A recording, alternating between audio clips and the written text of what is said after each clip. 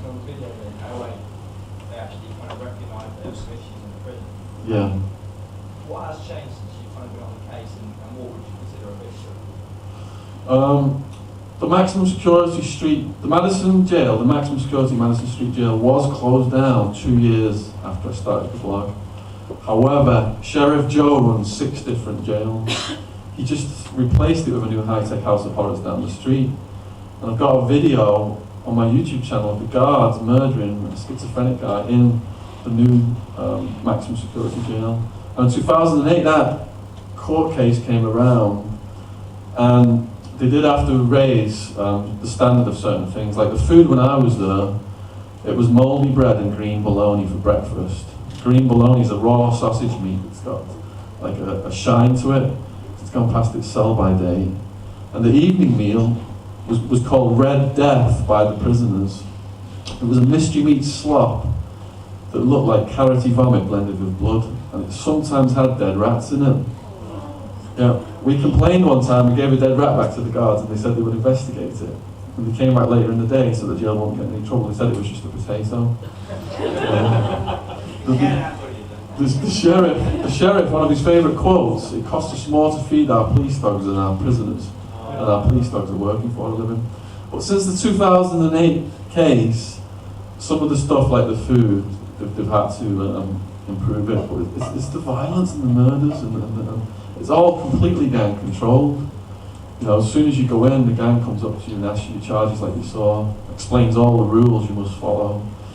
And in America, the prison system, it's all a business model. They get $50,000 a year of taxpayers' money per prisoner. So to keep the overhead down, they have 2 guards watching hundreds of inmates. This is what our politicians are bringing into the UK right now, the private prisons from America. This is why the UK public is being softened up for US-style justice. Spoke to a magistrate up in Manchester recently, and he said there's a prison up there now, a private one. They've got like a couple of guards watching hundreds of inmates, and it's just deteriorating, you know, like becoming like the American style. So it's a slow, steady battle. We have had some small victories. The sheriff's up for election every 4 years. He's at war with Obama right now over all the human rights stuff. A federal court case was just announced 2 days ago against him for being a racist. So all these forces are at work now trying to push this guy out, including what I'm doing, including these other forces as well. So hopefully together we'll be strong enough to get him booted out at the next election.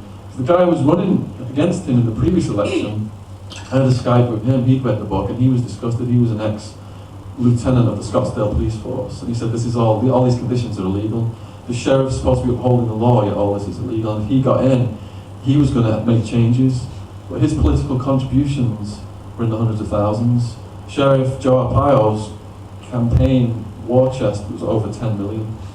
It's over 10 times more than the guy running against him. And that's all contributions from the private prisons, because they get $50,000 a year. He keeps it all flowing nicely for them. Yeah. But who funds? Who funds? More funds? So where do the funds come from for his campaign? All of the vested interests that are making money off the prisoners. Prisoners are like commodities, they're not people out there. So, for example, I made a phone call to my parents, 5 minutes, whatever it was, reverse charge call. They charged my parents £50-something to talk to them for 5 minutes. Everywhere you turn, they're making money off the prisoners.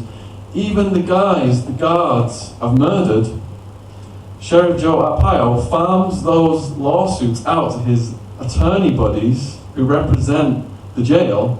They make millions in legal fees off taxpayers' money and turn around and give him political contributions out of it.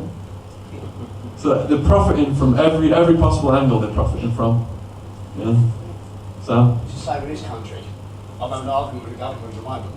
And all the courses they do in the prisons. Yeah. Prison's big business for the government. Yeah. In this country, you're free to sell, pay £7.50 a week. Yeah. They make millions out of the industries that they make you work in. Yeah. This is why Cameron was on the TV saying we're going to bring in the US private prisons to rehabilitate our prisoners. All this stuff is being introduced because they make these massive political contributions and they keep the laws going. It doesn't matter which political party wins the election. Both parties have received contributions. Mark? Sure, and I just want to bring it back to all the good work that you do for schools. Thanks.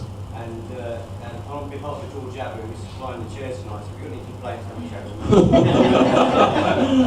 there's nobody here, but I can tell you from your contacts at the schools, all the work, the messages you put over are really hitting home. You know, as far as my daughter's concerned, you're a hero. Thanks. In terms of the messages, and I think that's the word that's got to go out. You've done Thanks. a great job, thank you. Thanks very much, Mark. Yeah. Okay, is anyone else? On the question of schools, how do people go around booking you to speak? All right, thank you, Steve. Look forward to it. Yes, with the question of schools, how do people go around booking? Oh, how do people book me? I thought you said you weren't booking me.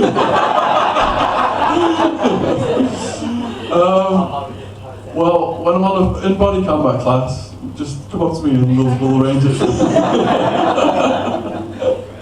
Maybe before or after, actually.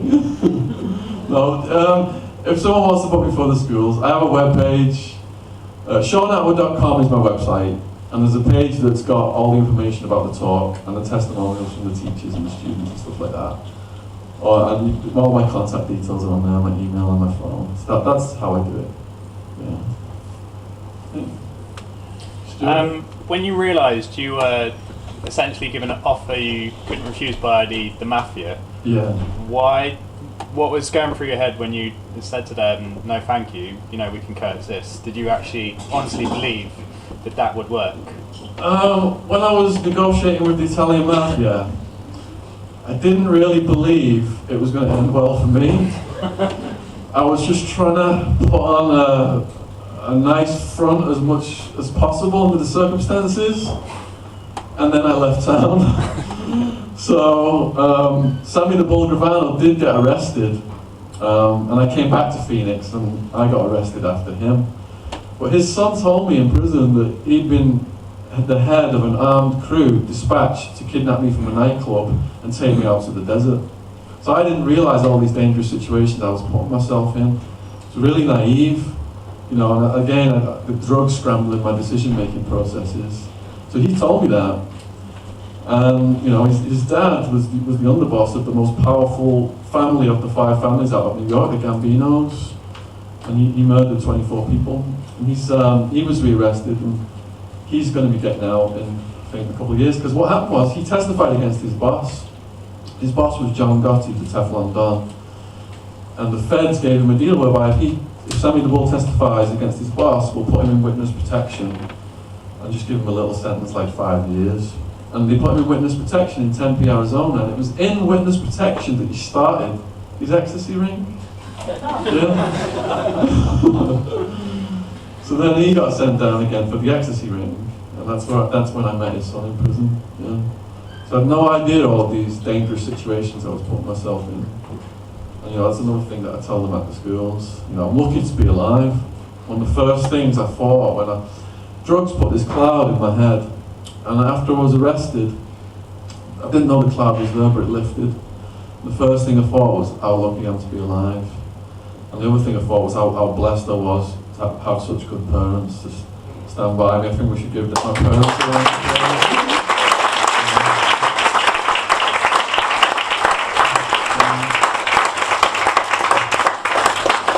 Out of this story, my parents are the true heroes, not me, because I did all of those crimes. They're the ones who guided me, supported me, and helped me get on this path that I'm on right now. I'm talking it to the schools and everything else. Okay.